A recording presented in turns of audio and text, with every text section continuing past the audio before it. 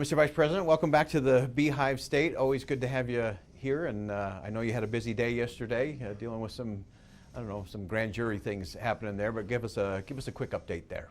Well, first, it's wonderful to be back in Utah. We just have been so moved by the warm welcome that Karen and I have received. It's just always very special for us to be here in the Beehive State. But yes, yesterday I was involved in some proceedings that obviously I'm not able to speak about at any great length, but the American people can be confident that the story that I have told about the days leading up to January 6th, the story that I wrote in my book is the story that we would tell in every setting. Yeah, and just give us the quick moment there, because I do think it's important for everyone to recognize just how significant that moment was when you pounded the gavel, brought the Senate back in to complete the business of the American people. Well, January 6th was a tragic day, but thanks to the courage of law enforcement, the riot was quelled, and the Congress was able to reconvene the very same day and complete our work under the Constitution of the United States. Now, I shared the concern of millions of Americans about irregularities in the elections, but once courts had reviewed those issues and once states had certified the election, the role of the Congress, Boyd, was simply to open and count electoral votes. And I'll always believe, by God's grace, that we did our duty that day under the Constitution of the United States of America. And as I said here in Utah today, I truly do believe that a day of tragedy became a triumph of freedom as our institutions held, as our Constitution held. And I'll always be grateful for the heroes that day, and I'll always believe that we did our part. It's back to a lot of noise in Washington, D.C. We're dealing with a bit of a standoff on debt and deficit spending. As you look at that, if you were in the Oval Office and had a democratically controlled Congress, what would be the approach in terms of that conversation with the debt ceiling and with deficit spending? Well, I would tell you, without making any announcements today, that if the American people were ever to call me at a service, I think I'd spend a little less time talking to Congress and a lot more time talking to the American people.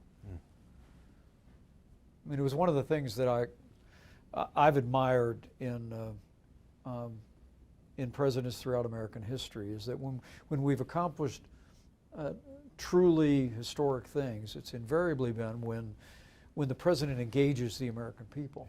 And the truth is, we're facing a debt crisis today in America, the likes of which the world has never seen. We have debt today the size of our nation's economy. But Boyd, as you know, that national debt today will increase by 5 times over the next 30 years, and literally could crush the vitality out of the American economy and threaten our ability to provide for important social programs, and most importantly, to provide for our common defense. So I think we need to produce national leadership that can take the case to the American people about what you understand here in Utah, what we understood here in Indiana, and that is that it's important you balance budgets.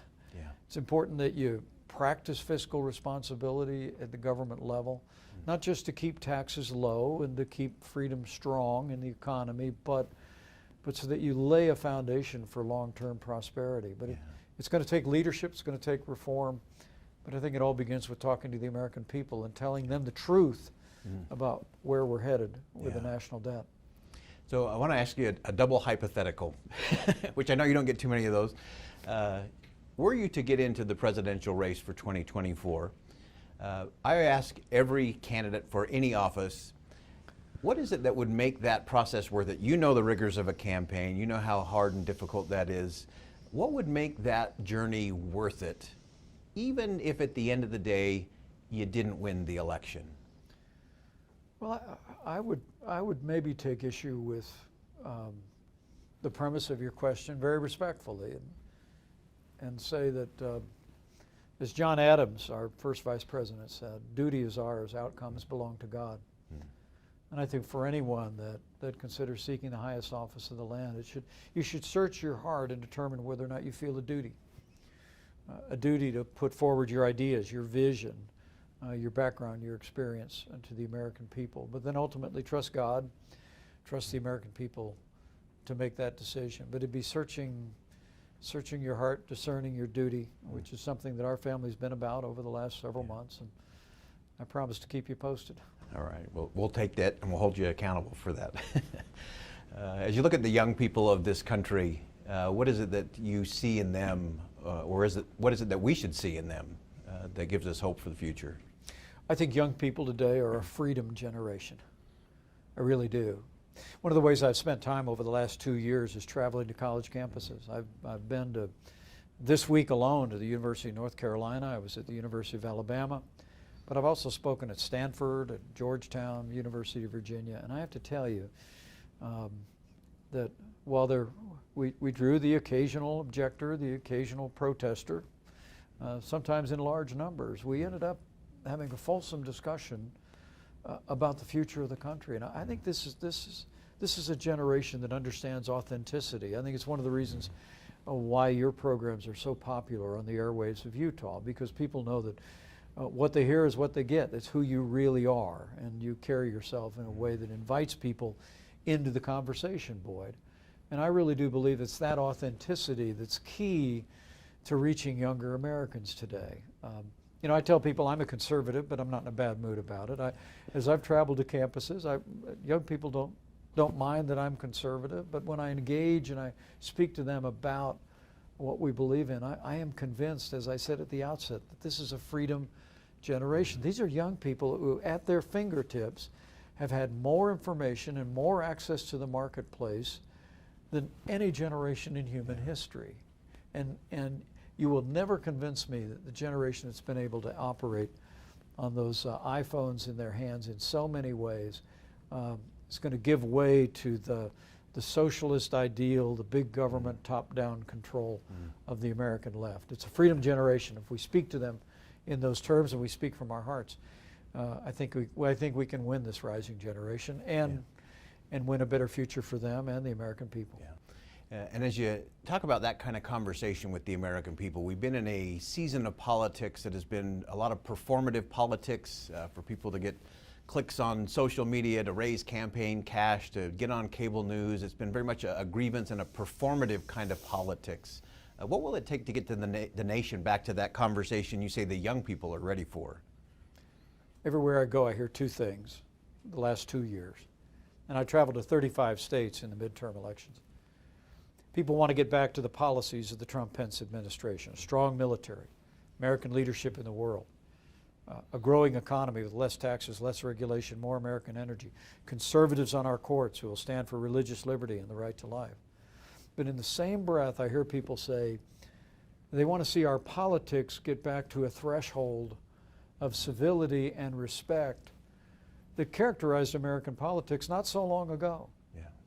And many people point to one individual in particular about that, but frankly, I've watched it happen. I've watched it unfold, and in both political parties. We have replaced, in many ways, substantive dialogue over real differences with too often personal invective. And I think the American people deserve better. And I think they long for leadership that will show the kind of respect that the American people show each other just about every day. You know, Boyd, I like to say, you get 15 miles out of Washington, D.C., the people of this country actually get along pretty well. It's our politics that are divided. And as I like to say, what we need to do in 2024 is have government as good as our people, government that's as creative, idealistic, entrepreneurial, forward-thinking, but also as respectful as the American people. That'll create the conditions for us to meet the challenges at home and abroad that our country faces in the 21st century.